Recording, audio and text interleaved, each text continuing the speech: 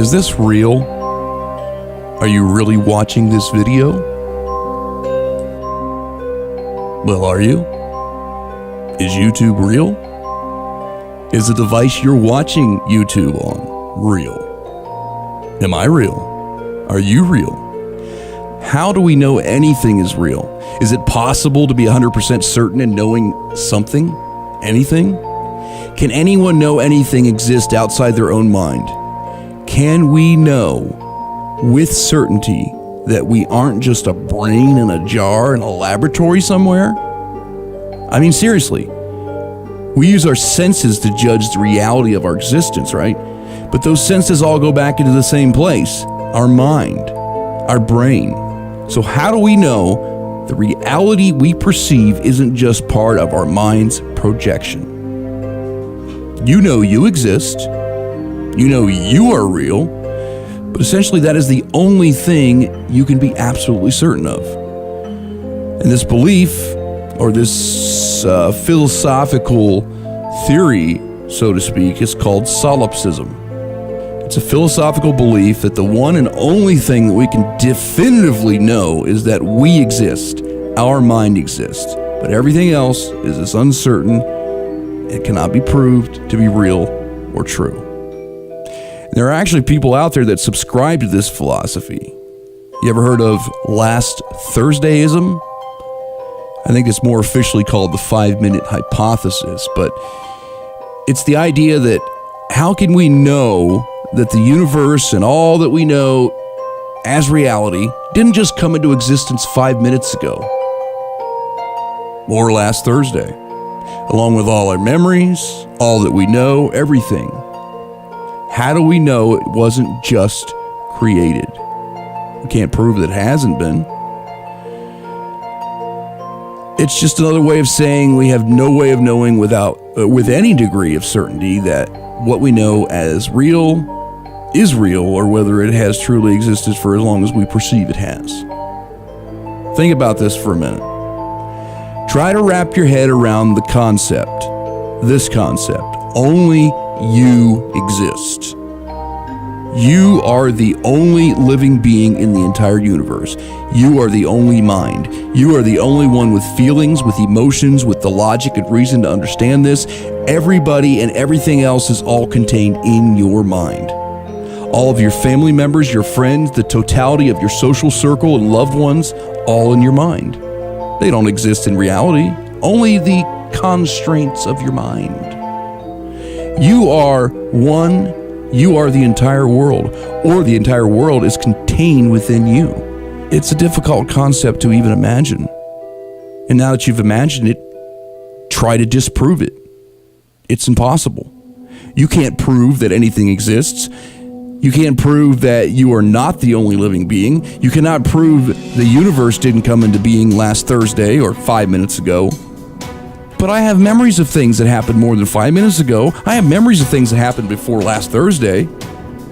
But how do you know those memories really happened? How do you know that those memories weren't planted in your mind when you and the rest of reality was created 5 minutes ago? Isn't philosophy great? Most people don't subscribe to Solipsism or last Thursdayism, and if you believe the real world exists and everything you can see, hear, touch, smell, and taste, you're probably like me and the rest of us, most of us, I should say. You subscribe to what's officially known as realism. Yeah, there's a term for that too. It's certainly more practical and would be very difficult to get through life as a solipsist. I mean, you still have to do daily life things. You still have to live your life based on reality, whether it's real or not. But it's an interesting concept to think about. I personally wouldn't want to take it any further than that, though. And another interesting concept that's nearly impossible, actually I would say is impossible to even imagine in one's mind, is that of nothingness. It's not a philosophical theory, officially, at least not that I'm aware of, but it's something that I've always pondered. It kind of goes along the same kind of argument with solipsism. Try to imagine, just try to imagine, if you will, Instead of the cosmos, the observable universe, the solar system, the sun, the moon, the stars, the earth, instead of all that, there's nothing. Absolutely nothing. No galaxies, no life, no nebulas, no Big Bang, no humanity, just nothing. Not nothing in the sense that you're still here as a thinking mind, thinking of nothing around you, but nothing in the truest sense of nothing, where instead of having everything we've ever perceived, there's nothing. Darkness, emptiness, void, even those terms have to have an observer. It's almost like the concept of being dead. You don't know you're dead because you're dead. You weren't aware of anything before you were born. Those that haven't been born yet aren't aware that anything exists. They're not aware that they're not born. So in a way, it's like that. And I believe the reason we can't wrap our minds around the concept of nothing existing is because we have known something to be there since we were capable of knowing. Since we were born, we've always had a sense of a world around us.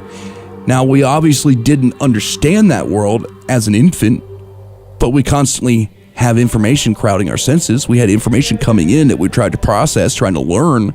We had something there versus nothing. Of course, if nothing existed, we wouldn't be born to perceive nothing. I wouldn't be, you wouldn't be, this YouTube video sure as hell wouldn't be. So try right now to imagine this. I dare you. Close your eyes, and try to imagine nothing. You can't do it. You simply can't do it. The closest you can come to it is just imagining darkness or emptiness. But that isn't nothing because you're there as an observer to see darkness and emptiness.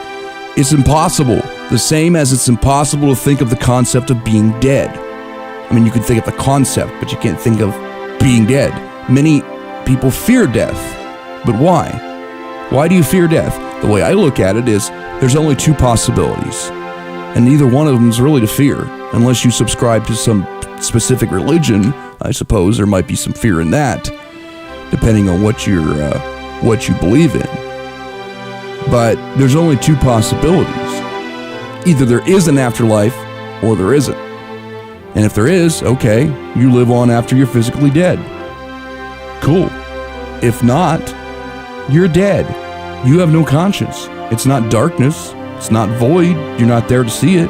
It's unexistence. The same thing as nothing. The same as nothingness. The same as you felt thousands of years before you were born. You didn't feel anything. You didn't exist. Now, I'd like to believe that there is something more than just the finite time we have here on this planet. But I also think that's human wishful thinking. I have no evidence to conclude that there is an afterlife. We all want to believe that there's more. That's why religions were created. Because we, as human beings, tend to not like the idea of non-existence. Once we've tasted existence and all it has to offer, though some things we could do without, obviously, we want it to continue into infinity. Okay, maybe not infinity, but at least longer than the mere 75 to 80 years we get, if we're lucky. But the evidence points to that's all we get. The evidence we currently have would seem to suggest there isn't anything else. So love and live what you got. Now, I'm not a philosopher by any means, but I'm a thinker. I'm a critical thinker. I'm a rational, logical, reasonable human being. I'm not a solipsist. I'm a realist. I believe the real world does exist and we interact with it on a daily basis. But some people try to use solipsism to prove the validity or the invalidity of religion. Nobody can prove that there isn't a God, but that God does exist takes the evidence and takes the proof, which I have none at this point. I'm not convinced. There's really no rational proof for it, rational evidence. There's nothing to suggest that any of this is true, so why am I buying into it? But again, that's another topic. So thank you so much for watching. I do appreciate it. I really, really do. And I invite you to also please consider becoming a patron on patreon.com, helping me out, supporting my channel. I really appreciate that. Okay, well, that's it. If you got any suggestions and or things you'd like to see and you'd like me to discuss or cover, please let me know in the comments. And subscribe, like, share, do all those good things. And I'll talk to you soon. Have a good one.